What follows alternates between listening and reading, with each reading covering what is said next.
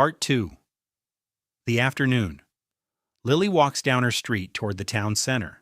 It is not far, only about 10 minutes on foot. She likes walking. She likes the feeling of moving slowly through the world. Noticing small things. A red front door, a cat sitting on a wall, a tree with very orange leaves. She passes the old post office. A man in a blue jacket is reading the notices on the board outside. He reads each one carefully, leaning in close. Lily wonders what he is looking for. She passes the small bookshop on the corner. The window display has changed since last week. Now there are books arranged around a tiny autumn scene. Fake leaves in orange and brown, a small wooden bench, a toy fox. Lily stops and looks at it for a moment.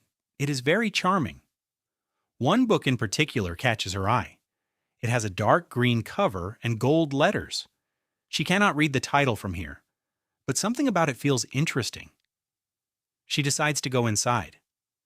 The bookshop is warm and smells of wood and paper. Soft music is playing, something with piano and cello. The shelves are tall and packed tightly with books. Lily walks slowly through the shop, trailing her fingers lightly along the spines. She finds the green book in the fiction section.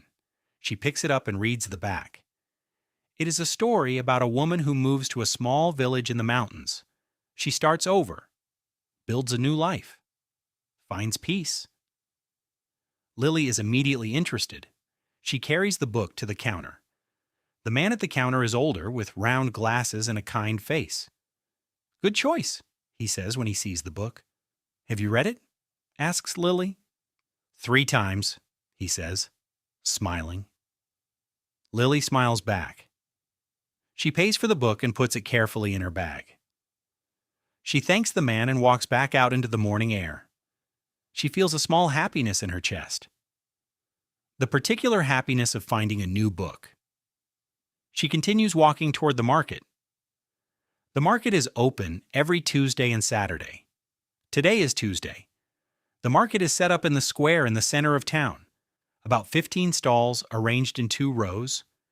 There are vegetables, fruit, bread, cheese, flowers, and honey.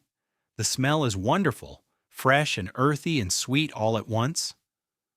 Lily walks slowly between the stalls. At the first stall, a woman is selling autumn vegetables. Pumpkins, sweet potatoes, parsnips, and kale. The colors are beautiful. Deep orange, purple, green. Lily buys a small pumpkin and a bunch of kale. She moves to the next stall. Here, a young man is selling homemade bread.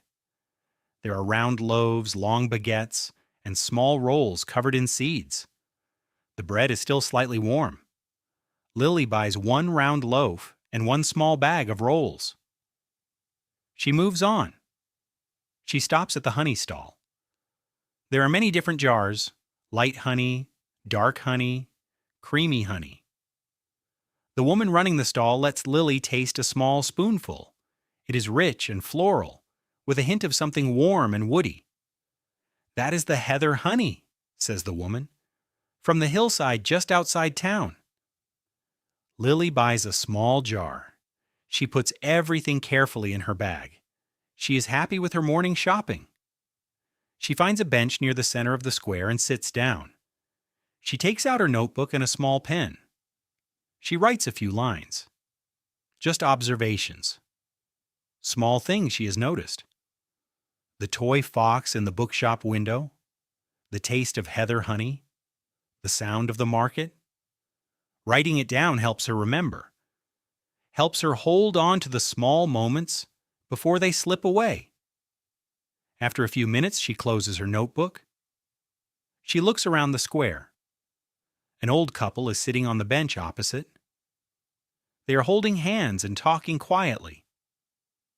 They look very comfortable together, like 2 people who have shared a lifetime of ordinary days and found something extraordinary in that. Lily watches them for a moment. She feels something warm in her chest. Not loneliness, not longing. Just a quiet appreciation for what love looks like when it grows old. She stands up. She adjusts her bag on her shoulder. And she walks back home through the golden morning.